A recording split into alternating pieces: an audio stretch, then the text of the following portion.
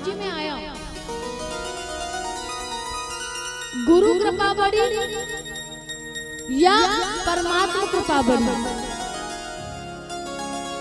आप अपनी मर्जी के अनुसार बताओ किसकी कृपा बड़ी है? किसकी? भगवान की कृपा बड़ी है या गुरु की कृपा बड़ी है? जो भी आई समझ भगवान की। भगवान वाले कितने, जरा हाथ तो उठाओ। नहीं शर्माने वाली बात है, ये तो बोध होता है, ये होना भी चाहिए। असमंजस में हो, ठीक है कोई मत करो। अच्छा, जो गुरु की कृपा को बड़ी मानते हैं वो हाथ उठाओ जरा। आय हाय, तो मतलब हमारे दो चार ही प्राणी ऐसे थे जो भगवान की कृपा को बड़ी कह रहे थे। अच्छा नीचे कर। जब भागवत जी में पूछा गया कि गुरु बड़ा या भगवान बड़ा, गुरु की कृपा विशेष महत्व रखती है या परमात्मा की कृपा विशेष महत्व रखती है, तो भागवत जी में स्पष्ट आया है कि परमात्मा की कृपा से बड़ी गुरु कृपा है, संत कृपा है।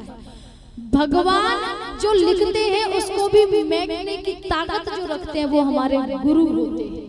कहीं और मन जाइए, भागवत जी में पहले ही दिन कथा का श्रवण पान किया था आत्मदेव जी, जिनकी किस्मत में संतान नहीं थी। जब संतान नहीं थी महाराज तो दुखी रहते थे तो संत की कृपा हुई। संत ने कहा तुम्हें 7 जन्मों तक पुत्र की प्राप्ति नहीं आपकी है, ये लकीरें बता रही हैं।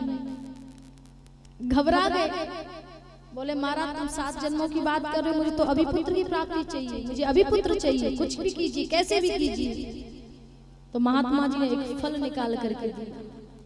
अच्छा, फल निकाल करके दिया और कह दिया कि जाओ पुत्र होगा। तो ऐसा उस फल में क्या था? क्या परमात्मा में क्या क्या क्या उन संतों में इतनी ताकत रहती है? बोले ध्यान से सुनिए,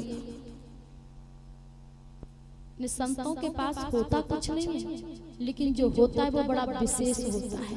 हमारा तुम्हारा जीवन ये दुनिया की सुख साधनों को कमाने में संपूर्ण जीवन निकल जाता है, लेकिन इन संतों का जीवन केवल और केवल राम रूपी धन कमाने में निकलता है।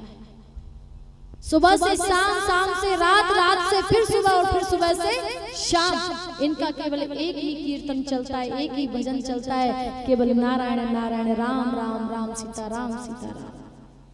तो इनका जो राम रूपी धन है वो परमात्मा रूपी बैंक में जमा होता है।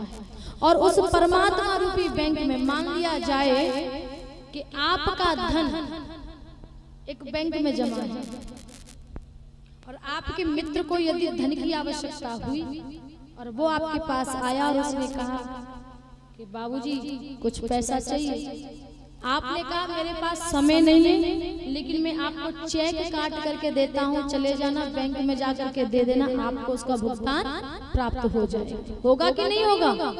होगा कि नहीं होगा? जब चेक दे दिया, साइन कर दिया तो होगा कि नहीं होगा? वो मित्र जाएगा, जाकर के बैंक मैनेजर को चेक देगा और चेक देने के बाद में तुरंत उसका भुगतान हो जाएगा, उसको पेमेंट मिल जाएगा। ठीक वैसे जैसे हमारा धन बैंकों में जमा होता है, वैसे ही इन संतों का, इन गुरुओं का भजन रूपी धन परमात्मा रूपी बैंक में जमा होता है।